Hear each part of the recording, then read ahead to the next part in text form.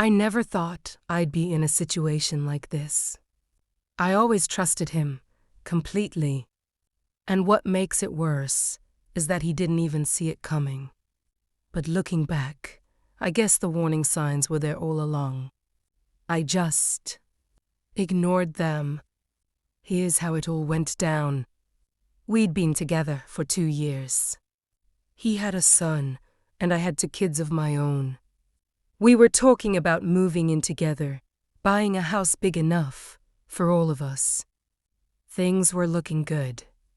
Our families met. Our kids became friends. We traveled together. It was all so perfect. Or at least I thought it was. That morning started like any other. I couldn't find my phone, which happened often enough that it didn't really alarm me. So I asked him to call it for me, like we'd done 100 times before. But this Chimmy, when handing him his phone, I noticed something strange. His phone was unlocked. I had never gone through his phone. I trusted him. So when I noticed a new message from someone I didn't know, my gut tightened. The name was Paula. My heart dropped into my stomach. I didn't know a Paula, and he had never mentioned a Paula. I opened the message, and then I saw it. Explicit pictures of him and her. A flood of emotions hit me: anger, shock, disbelief. But the worst part was that these pictures weren't just some random mistake.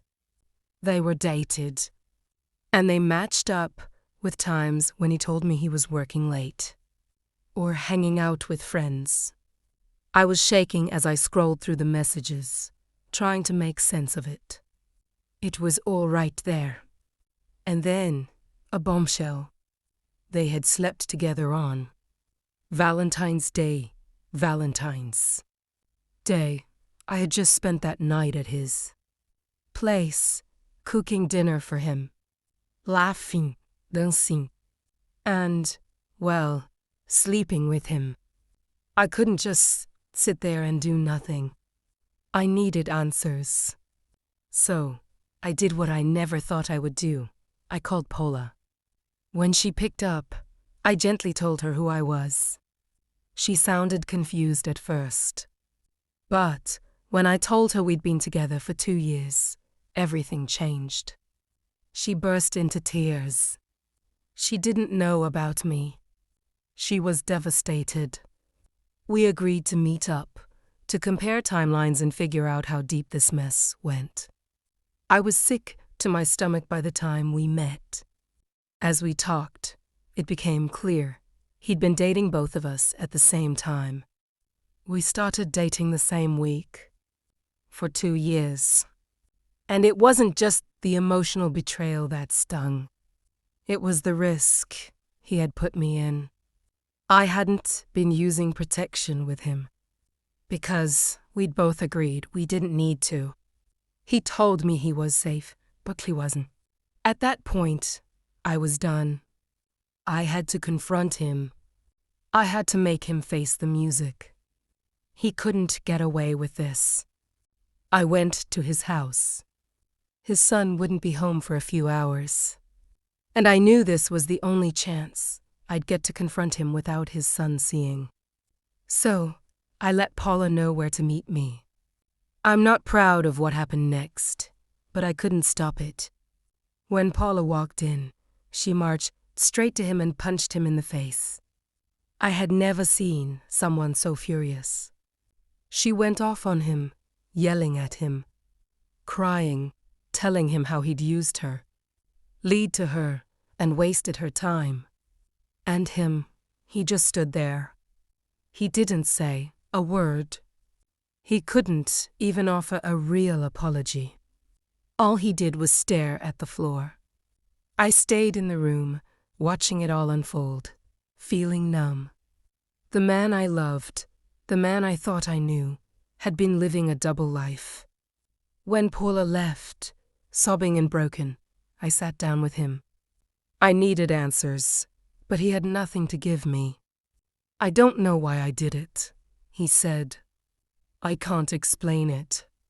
I don't know what I expected, but that wasn't it. He didn't even try to fight for me. I couldn't understand how someone I'd been so close to, someone who had met my kids and become part of my family, could betray me so thoroughly. But I wasn't going to just let him off the hook.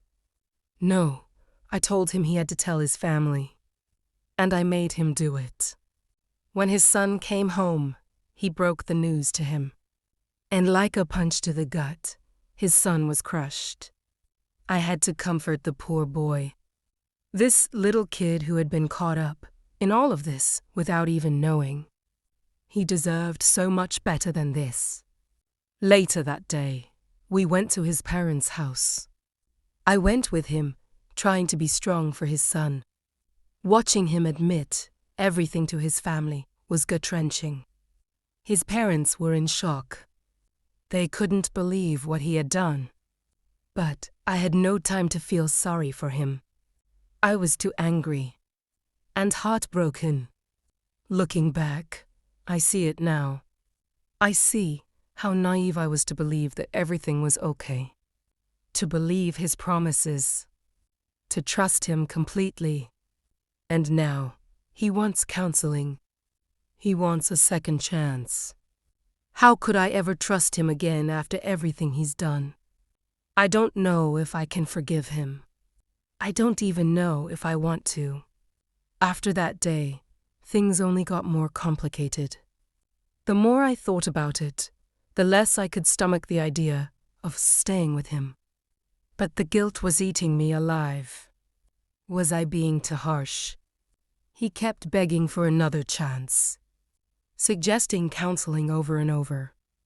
But how could I possibly trust someone who had been lying to me for 2 years?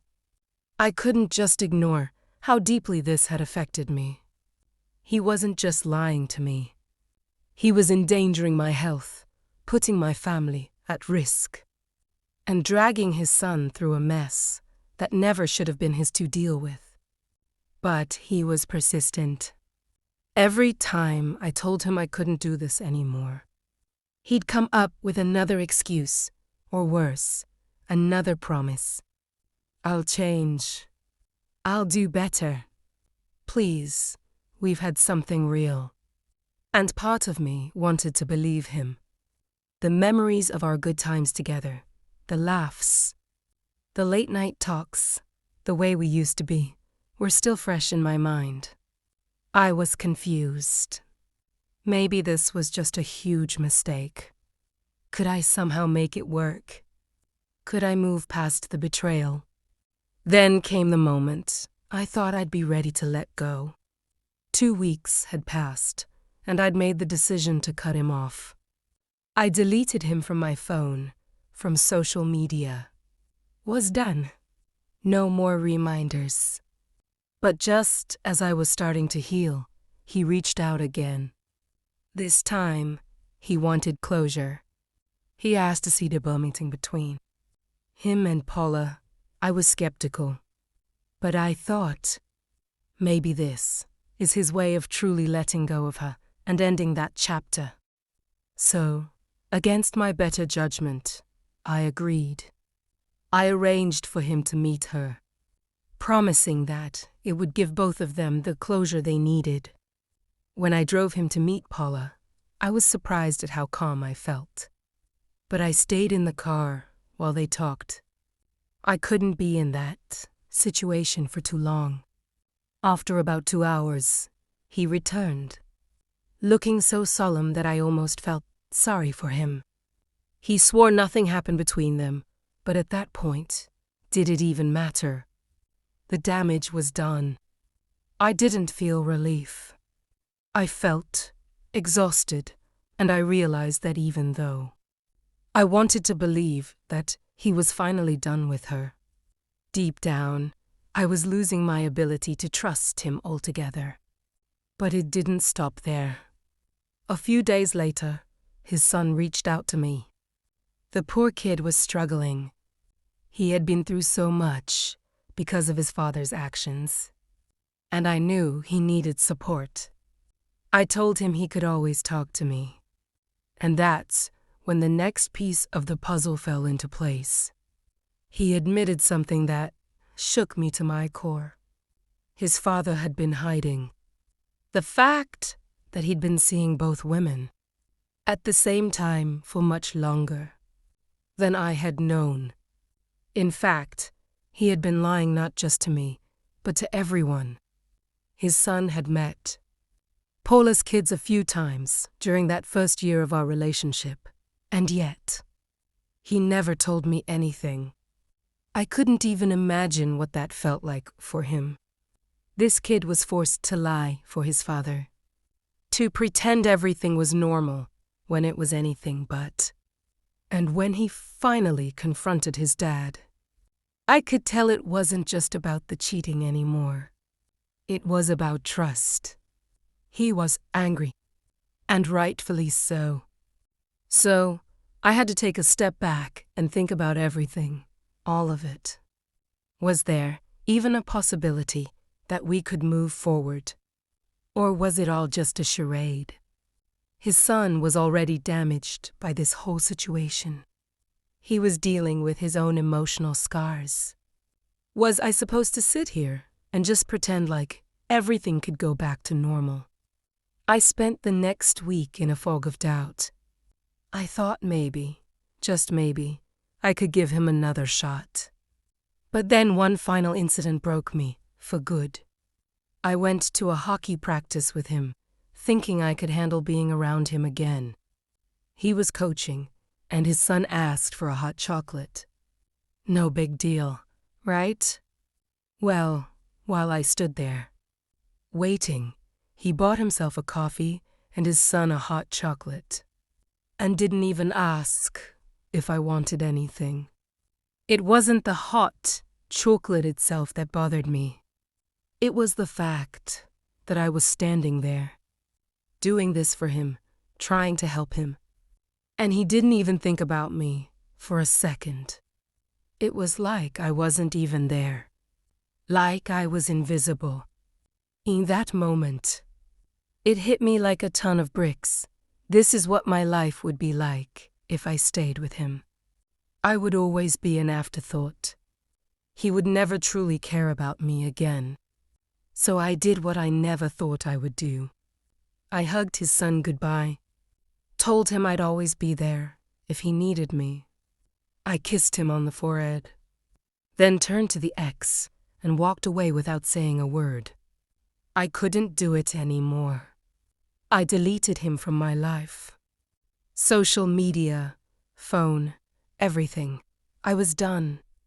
That night, he called, and called, and called, but I didn't pick up. I didn't want to hear it anymore. The lies, the promises. It wasn't worth my time. I wasn't angry anymore. I was just tired of fighting for something that wasn't real. The next day, I saw him on Facebook. He was out with his friends, living his best life, while I was left, picking up the pieces of my broken heart. I felt stupid for ever thinking we could work through this. It wasn't just the cheating. It was the manipulation, the lies, the total disregard for my feelings and safety. The way he treated me like I was disposable. That's when I realized something important. I deserve better than this. And for the first time, I felt free. So, Reddit, I need to ask, did I make the right choice? Some people have said I went too far. Others think I didn't go far enough. The thing is, I've been questioning myself for weeks. But after everything that's happened, I'm still not sure. Was I too harsh in cutting him off completely? Or did I do the right thing by walking away from someone who didn't value me? Some days, it still feels like a bad dream. But then I remember the way I felt when he walked away from me that night. And I know what I need to do. What would you have done in my shoes?